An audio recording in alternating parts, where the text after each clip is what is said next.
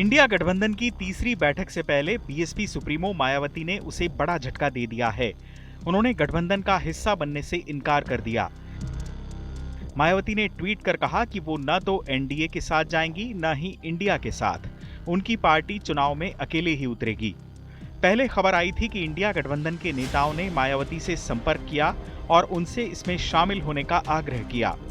मायावती के इनकार के बाद अब सियासत तेज हो गई है।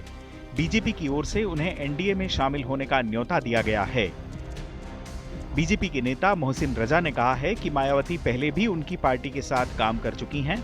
दलितों के हित में उन्हें एनडीए के साथ आना चाहिए। देखिए, वो जाहिर सी बात है, वो अपनी पार्टी की मुखिया हैं, लेकिन मेरा एक सुझाव होगा बहन जी को, क्योंकि उनका हम लोगों के साथ में एक अनुभव रहा है, हमारी पार्टी के साथ भी और एनडीए के साथ भी अनुभव रहा है। मुझे लगता है राष्ट्रहित में उनको और खासकर पिछड़े और दलित समाज को उनको उत्थान के लिए जिस तरह से आदरणीय मोदी जी आज देश में काम कर रहे हैं, भारतीय जनता पार्टी की सरकार लगातार काम कर रही है, चाहे उत्तर प्रदेश हो और देश में आदरणीय मोदी जी, तो लगातार काम हो रहा है, विकास कार्यों को गति दी जा रही है, उनको योजनाओं में बड़े स्तर पर लाभ मिल रहे हैं। तो मुझे लगता है कि अगर उन्हें एक बहुत बड़े लेवल पर यह सोचना है और बड़ा दिल करके उन्हें सोचना चाहिए कि पहले भी जब उत्तर प्रदेश की बात थी तब भी उनको हम लोगों ने सम्मान दिया और उनके साथ खड़े हुए, जब उनका अपमान समाजवादी पार्टी कर रही थी, और जाहिर सी बात है सबने देखा था, और हम तब खड़े हुए थे, तब हमने मुखिया बनाया था उत्तर प्रदेश का। हमारा दिल बड़ा है, लेकिन बहन जी को सोचना चाहिए, विचार करना चाहिए, एनडीए के साथ जाना चाहिए, क्योंकि राष्ट्रहित में और जनहित में इससे अच्छा विकल्प कोई नहीं हो सकता है, और बाकी वो स्वतंत्र है, जाहिर सी बात है। इधर इंडिया गठबंधन में शामिल एसपी मायावती के खिलाफ हमलावर हो गई है।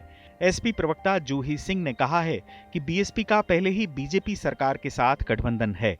भाजपा की सरकार के साथ उनका अलायंस है और पीछे से है, तो इसलिए ये कहना कि हम एनडीए के साथ नहीं हैं, बहन जी अपने समर्थकों को धोखा दे रही हैं। समाजवादी पार्टी के साथ उनका एक बड़ा पारदर्शी तरीके से अलायंस था, जिसमें समाजवादी पार्टी ने उनको सपोर्ट किया। वो तो कैंडिडेट्स भी जिताने के लिए, लोगों को हराने के लिए देती हैं, ऐसा वो उनके खुद के वक्तव्य से पता लगता है। बाकी बड़ी नेता हैं, उत्तर प्रदेश की बड़ी नेता हैं, उनकी क्या सोच है अपने पार्टी के लिए वो बेहतर जानती हैं।